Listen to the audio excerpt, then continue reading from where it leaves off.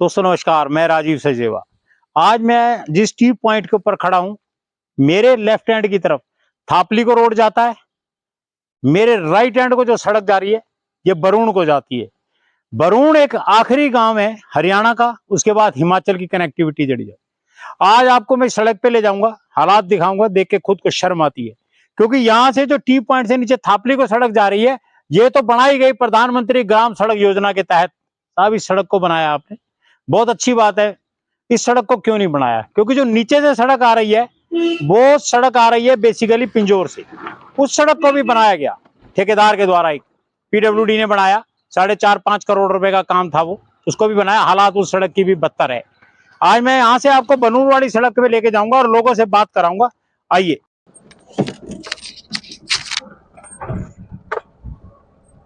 ये आ गए हम जौनपुर, लिखा हुआ जौनपुर, और ये रास्ता देखो जौनपुर का, कितना प्यारा रास्ता है, ये इस गांव को जाता है।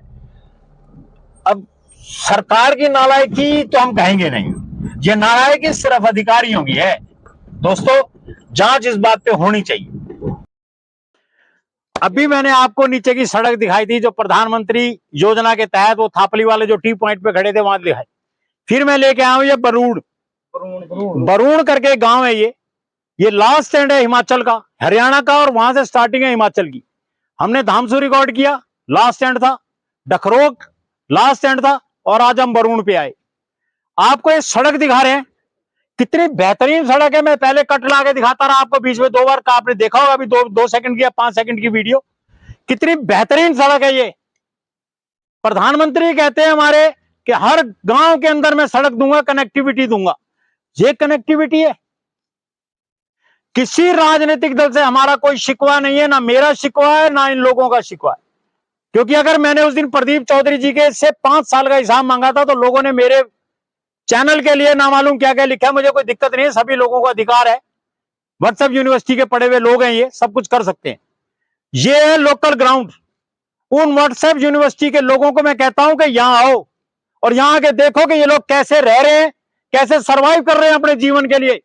छोटी छोटी चीज के लिए इनको शायद कई किलोमीटर नीचे उतरना पड़ता होगा।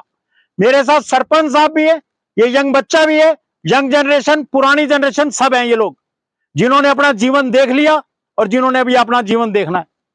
अगर इन हालातों पे ये सड़क रहेगी तो मेरे को तो नहीं लगता कि यहाँ पे स्कूल के बच्चे कैसे जाते होंगे, क्योंकि रोडवेज की कोई गाड़ी तो आती नहीं यहाँ पे।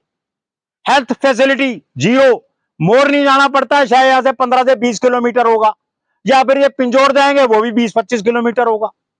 साहब क्यों? क्या हम इस देश के नागरिक नहीं है? हमारा अधिकार कुछ नहीं बनता? अगर नहीं बनता प्रधानमंत्री साहब तो जहर दे दो इनको।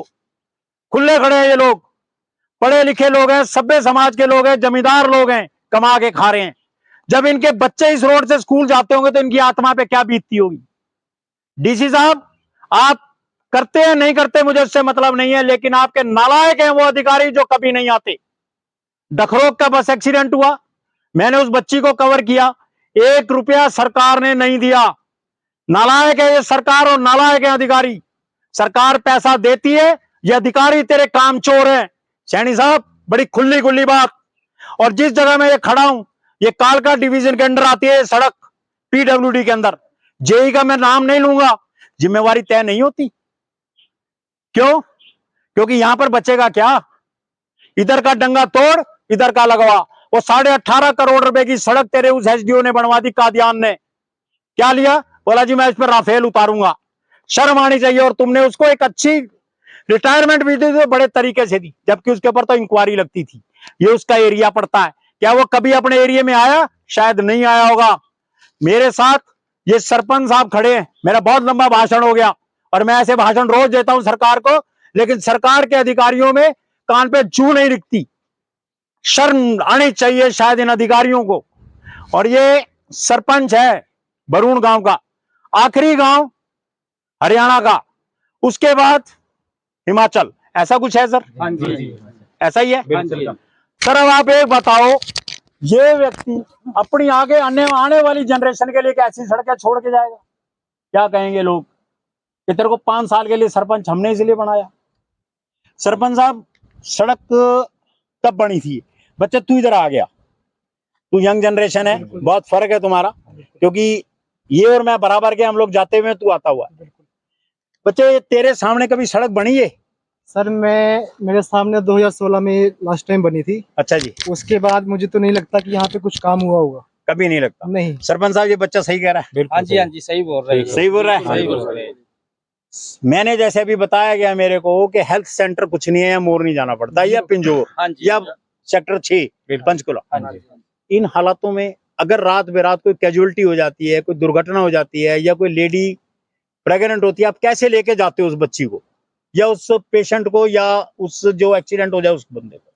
सर गाड़ी तो यहाँ से नहीं निकल सकती है, तो हमें घूम के ले जाना पड़ता है ऊपर से। कहाँ से? कैनन धामन रोड से। ये हिमाचल में पड़ता है और हरियाणा में? वो सर मतलब मिक्सी मान लो आपकी, थोड़ा हरियाणा में, थोड़ा हिमाचल से हो गया हरियाणा। अच्छा, मतलब वाया हिमाचल ही होके आना पड़ेगा? ये 15 किलोमीटर चलना पड़ता है। उठा कर ले जाना पड़ता है जी। उठा के ले जाना, चारपाई पे उठा के ले जाना पड़ता है।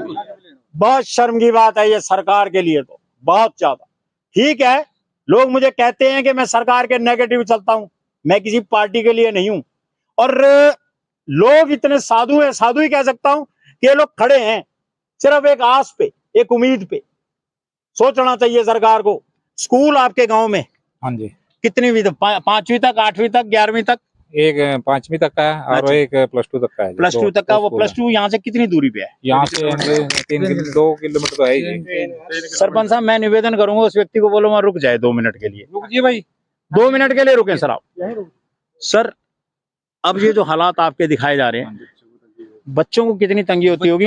और ये दूर ना एक मोटरसाइकिल खड़ी है, वो कैसे आएगा? आइए भाई साहब आइए, जब क्योंकि सरकार के लोग देखते नहीं है, वो अंधे हैं। वो सिर्फ तनख्वाह गिनते हैं, जब वो गिनता है पैसा आता है तो ठीक है, वो जेई एमई एक्शन सब।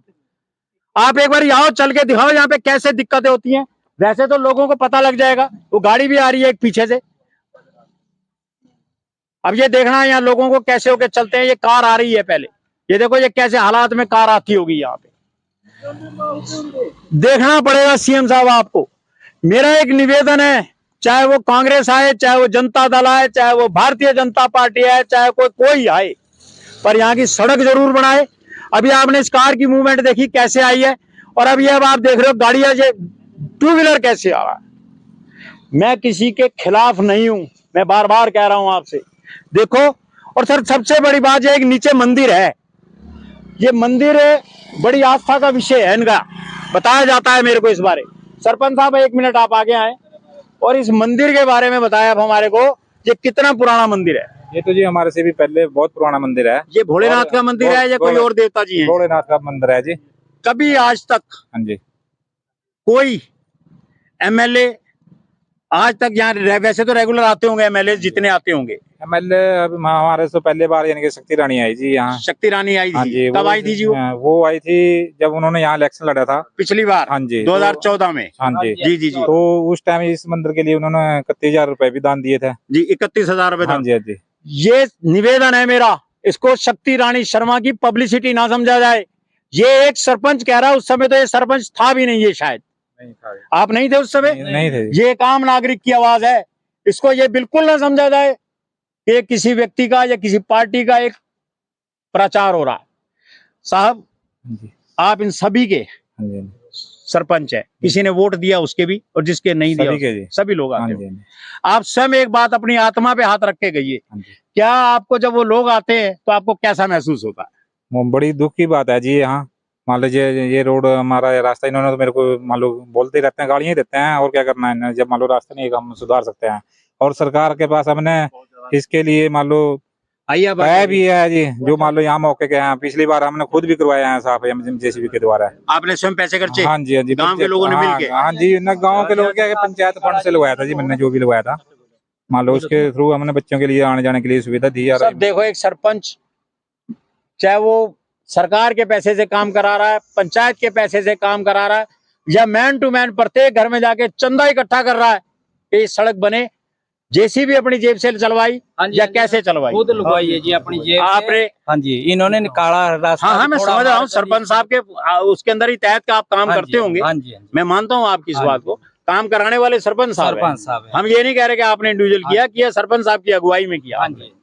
सर, आपका सरपंच काम कर रहा है, आपने किसी तरीके का भी बैर भाव द्वेष इस सरपंच के लिए नहीं रखना। ये सरपंच काम कर रहा है, आगे सरकार के अधिकारी काम करते हैं या नहीं करते, जितनी इसकी हैसियत है ये अपना काम कराता है। आपने किसी तरीके का बैर भाव इस सरपंच के लिए नहीं रखना, जो भी करना है ध्यान से करना है, सोच और समझ के करना है। एक निवेदन हो रहा है मेरा आपसे, अब वोट आ रहे हैं, प्रत्येक व्यक्ति ने अपने हिस्से का वोट डालने जरूर जाना है। ठीक है जी। एक एक वोट बड़ा कीमती वोट है आपका, ये अगर आप वोट ढंग से देंगे जब ये सड़कें बनेंगी, जब ये सारा सिस्टम बनेगा, ये मेरा निवेदन है। और सरपंच साहब, कोई आदमी छूटना नहीं चाहिए कि जिसको वोट ना हो, ये तो वोट आपने सबको डलवाना हाँ है। जी, हमारा तो ये पहले भी मान लो बच्चे आते हैं जी 90% वोट 95% वोट पड़ी जी यहाँ से पहले। सरपंच साहब, ये उंगली देख रहे हो ना, हाँ जी, इस उंगली पे काला निशान लगवा लियो, ठीक है जी, सबको लगवाइयो, ठीक है जी। पर मुंह काला मत करियो, हाँ। पैसे लेके बैठ जाइयो, ये काम ना करियो। उंगली पे काला निशान जायज है, और जब मुंह पे काला काम बिल्कुल नहीं करना। वो तो है ये एक मेरा निवेदन है तेरे से। ठीक है। और मैं सबसे कह रहा हूँ, पैसे लेके वोट मत डालना, मुंह काला नहीं करना, उंगली काली करनी है। देखो मेरे को पिछले वोट की उंगली काली है अब तक, ठीक है, ये करना हक, तुम्हारा हक है, वोट डालो, जो काम करे उसके लिए डालो। सरकार से निवेदन है मेरा, अगर इनकी नहीं सुन सकती तो दोस्त तुम्हारा कोई फायदा नहीं है हमारे को। बस और से ज्यादा तो मैं क्या कहूँ, मैं यही कहूंगा, ये कोई प्रचार नहीं है, ये एक आम गांव वालों के निवेदन है सरकार से। धन्यवाद।